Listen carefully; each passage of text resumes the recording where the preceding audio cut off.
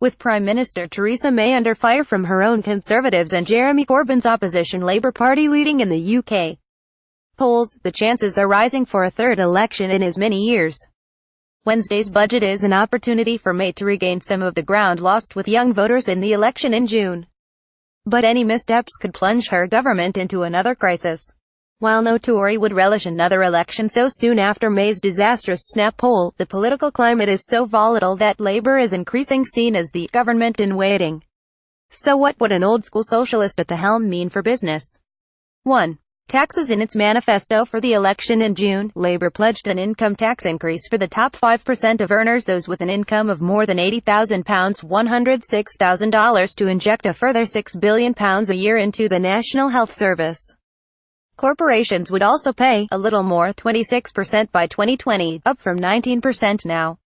What it means: raising the top rate of income tax risks diminishing the UK's appeal, the Centre for Economics and Business Research said in the run-up to the election. Lobbyists warned that a tax on health insurance would flood the NHS with more patients.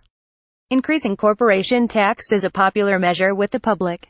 Labour estimated the measure would raise £19.4 billion. The Institute for Fiscal Studies agreed it could raise that in the near term, but said it would raise substantially less in the medium to long run because companies would respond by investing less in the UK, too. Energy. At the election, Labour pledged an emergency price cap for consumers and changes to licensing rules to allow government to take control of how local and national energy grids are run. It said it would keep up a push for new nuclear power, which means progressing with Électricité de France's reactors at Hinkley Point, promote tidal power such as a proposed plant in Swansea Bay, and ban fracking. What it means: the Tories are already moving to cap energy prices, so Labour would represent little change from current policy. The same goes for nuclear. The fracking ban will please rural voters, but cause a rift with trade unions. And tidal lagoons have wide support among backbench lawmakers from all parties, as well as supply chain businesses across the country. But there are also concerns about the potential subsidy level required. Point 3. Takeovers. At the election, Labour pledged to change the Takeover Code to require a clear plan to protect workers and pensioners. With the collapse of the retail chain BHS still fresh in the public's minds, workers shouldn't suffer when a company is sold, the party said in its manifesto.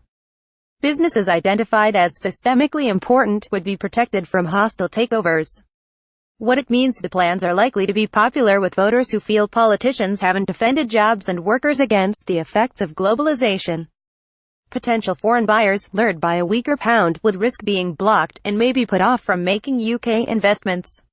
Labour's plans would go further than proposals last month from the government to make it easier to block takeovers when ministers are worried about security. Point 4. Corporate governance. Labour pledges to repeal the 2016 Trade Union Act, which increased the threshold for a strike ballot to be considered valid, and roll out collective bargaining to allow groups of employees to negotiate with employers. It would also set a maximum pay ratio for the public sector, meaning the highest paid person can only make 20 times more than the lowest paid in a company bidding for government contracts. What it means: companies such as BT Group plc, Centrica and Mitai Group plc could all be affected by the pay measures. BT Chief Executive Officer Gavin Patterson already saw his pay package slashed by £4 million over an accounting scandal. Under these proposals, his maximum pay could drop to £400,000. Policies like banning zero-hour contracts, or introducing pay ratios for companies with government contracts are worryingly knee-jerk reactions, according to Stephen Martin, Director General of the Institute of Directors. Point 5. Nationalisation. At the election, Labour talked about renationalising energy companies, without going so far as buying out all of the so-called Big Six that include Centrica plc and SSE plc.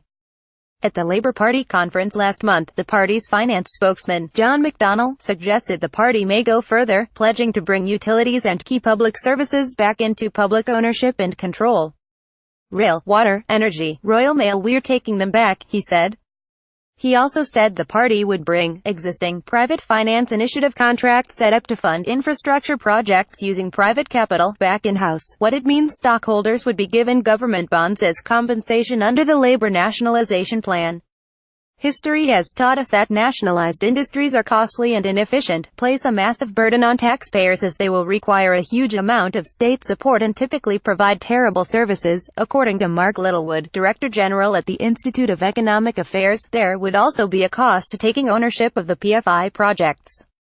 Government data show that there are 716 such projects with a capital value of £59 billion.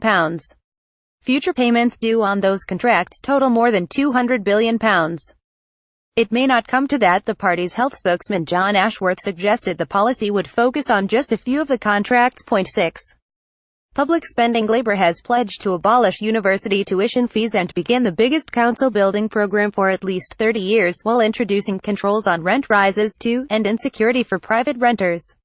In a populist note, the party has also pledged it would fund the installation of sprinklers in all social housing, following a devastating fire in a West London tower block in June that killed 71 people. All of this while eliminating the current budget deficit within 5 years.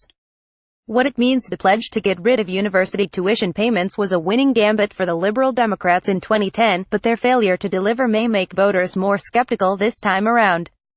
It is also expensive. The IFS estimates bringing back maintenance grants and abolishing tuition fees would increase the deficit by about £12.7 billion. Labour has said it would put aside £1 billion to fund the fire safety measures, with assistance by Jess Shankelman and Svenja O'Donnell.